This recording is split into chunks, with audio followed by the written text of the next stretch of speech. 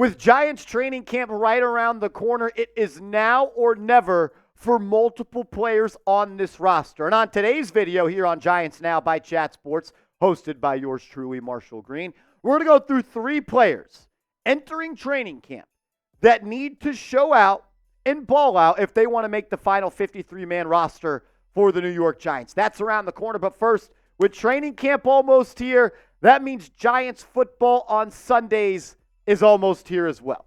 So if you're ready for training camp and the content that we're going to be pumping out every single day, go ahead and smash that like button for me right now.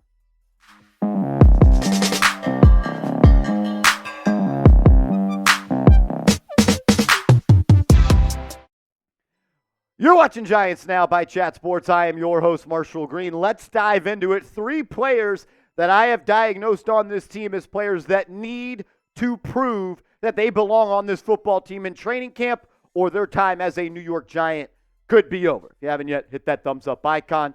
Let's dive into it. We're going to start the cornerback position, and third-year player Aaron Robinson is who I want to focus on first. He was a mid-round pick out of UCF, I believe in that 2022 NFL draft, meaning 2022, 2023, yep, the 2022 NFL draft.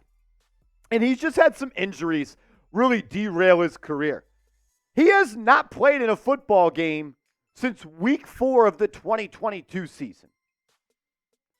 And he was still working on the side at Giants OTAs in minicamp with trainers. So he continues to deal with injuries. And look, there's a golden opportunity for him to come out and earn a roster spot. I mean, he had a decent rookie season. I thought coming out of his rookie season as a bigger corner that could play on the outside as well as in the slot and provide some beef to a run defense, as we'll show you, did pretty good in stopping the run per Pro Football Focus. I thought he could be someone that might be in the future plans for the New York Giants. And he ended his sophomore season with just injuries and was unable to ever find his footing. You look at the snaps, only 268 in his rookie season, down to just 72 in his sophomore season. These are his Pro Football Focus grades and stats. His overall grade in 2021 was 62.2.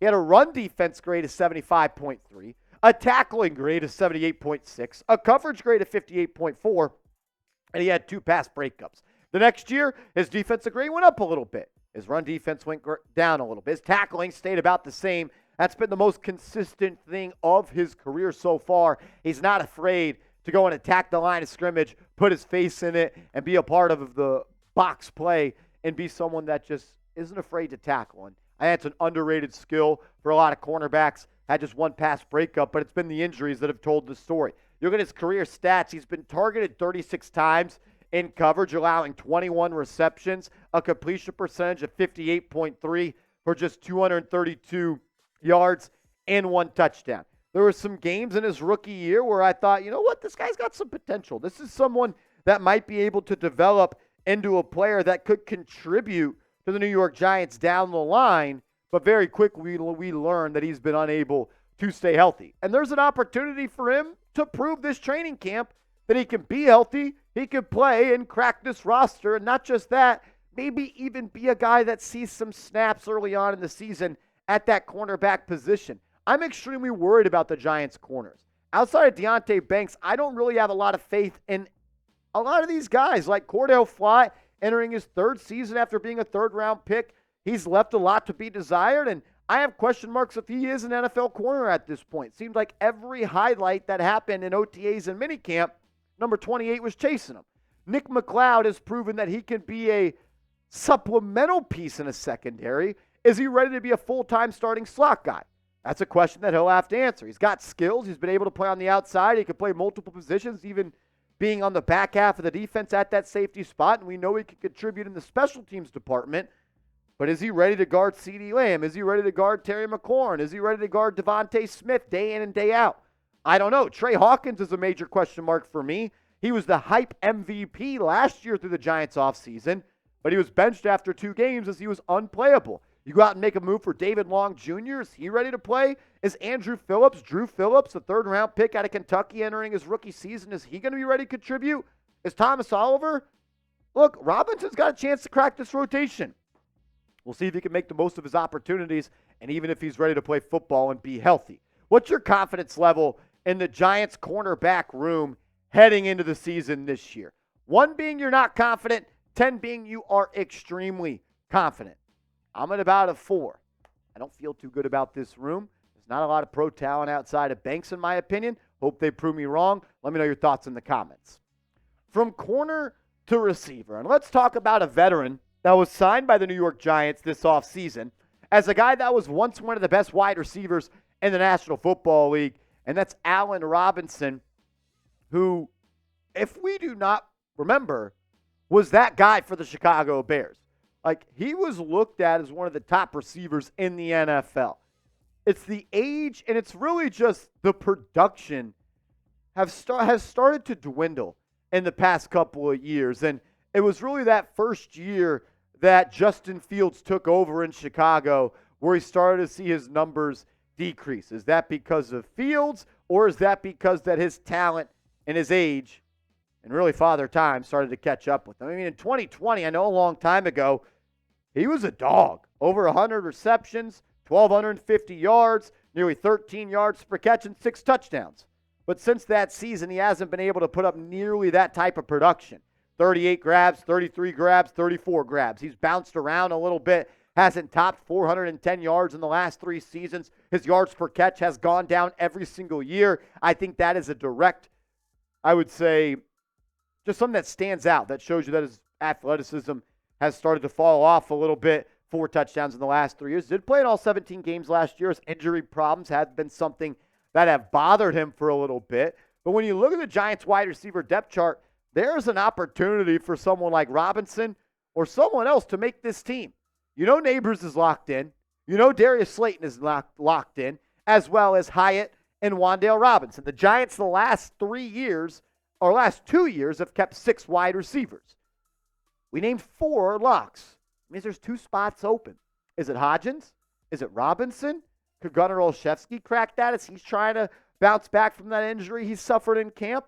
I would think the Giants want to keep another wide receiver that gives you some special teams flexibility, because I don't see Slayton, Neighbors, Hyatt, or Robinson doing that outside of returning some punts and kicks. I've been told to keep my eyes on Miles Boykin as someone that's going to be that guy. I think it comes down to who's going to be better in camp.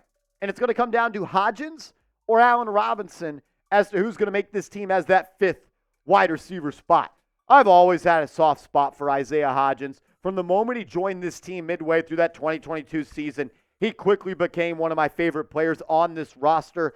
I just respect the grind and overall talent that he possesses. I think he's a little bit slept on, and I think sometimes he got phased out of the Giants' offense last year. As you see, his receptions were cut in half, his yards were cut in half, his yards per game more than cut in half, and his average stayed about the same, but his touchdowns were cut in half. With the addition of Waller, the need for that big slot kind of dwindled a little bit. They used other players as well at the beginning of the season.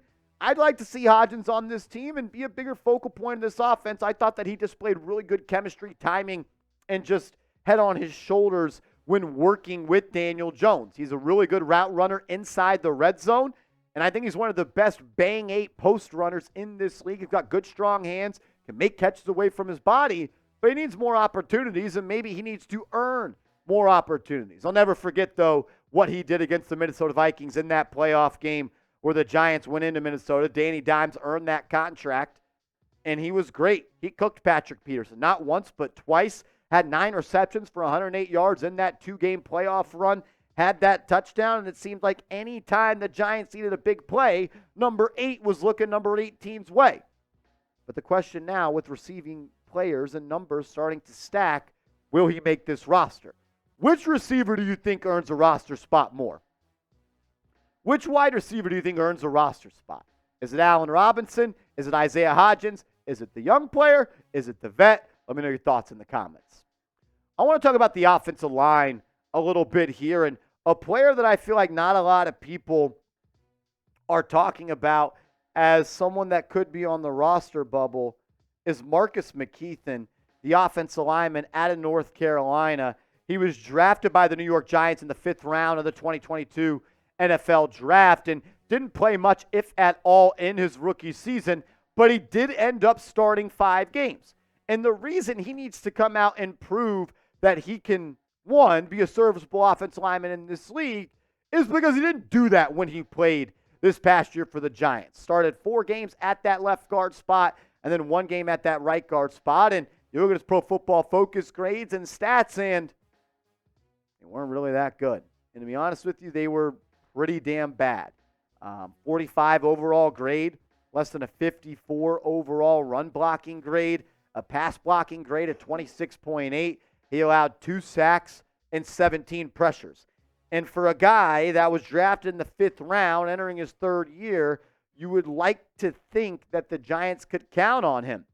But I'm not sure that they believe that, because they went out and signed Aaron Stinney. They went out and signed Austin Schlottman.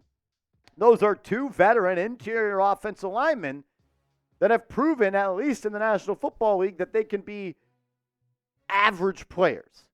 And what I saw from McKethan in those 5 starts is he's got a long way to go if he wants to be a part of a good offensive line. How many offensive linemen are you going to keep? You know, Thomas, Illuminor, Schmitz, Runyon, and Neal are going to make this team. That's 5. Josh Azudu is going to make this team as well. He'll be the swing tackle. I think Stinney and Schlottman are making this team as well. That's 8. Are they going to keep 9? Most likely. Does McKethan make that? Does Nelson make that? There's going to be a battle for who is going to be the final offensive lineman to make this team. And McKethan's going to have an opportunity to prove that.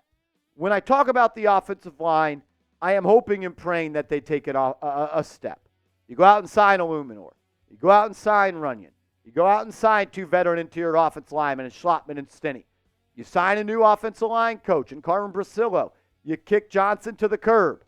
You've made the moves, and you've done some things this offseason that should, in theory, improve this offensive line. But you don't get those results in the spring or in the summer. You get them on Sundays in the fall and in the winter. And I really just don't have the most confidence in this group at this point. And maybe that's just because Evan Neal's the right tackle, and I'm not so sure if he could be a player the Giants count on. But Marcus McKethan is the guy that's on the bubble, and if he comes out in training camp and in the preseason with his hair on fire, showing that I've made a leap from what you saw in 2023 to 2024, he can be a major piece and depth piece on this offensive line. We're going to have to see if he could do it, though. So 3 players that enter training camp that need to prove something to make this team. I'm looking at Aaron Robinson, and maybe the thing that he needs to prove the most is that he could stay healthy. The Giants' cornerback room has snaps that are up for grabs. It's Deonte Banks and then a lot of question marks. Robinson was a 3rd or 4th round pick. He needs to come out and produce. Allen Robinson. You went out and signed him in free agency. I think he's a long shot to make this roster. I think it'll be a direct head-to-head competition with him and Isaiah Hodgins. But if he comes out and proves that he's still got some in the tank, that he's still got some gas left to when he was one of the best receivers in this league, yeah, the Giants are going to keep him. That's why they signed him. And Marcus McKethan, 5th round pick, entering year 3. You want to see growth after he started 5 games last year. You beefed up the interior offensive line in free agency. We'll see if he can make the cut. Those are 3 players that I think have something to prove entering free agency. Name a player, entering Giants training camp, Name a player, though, that you think has something to prove and will prove everybody wrong and make this team. And also, make sure you are following me on social media. I'm on Twitter at @MarshallGreen_, as well as Instagram @MarshallGreen_.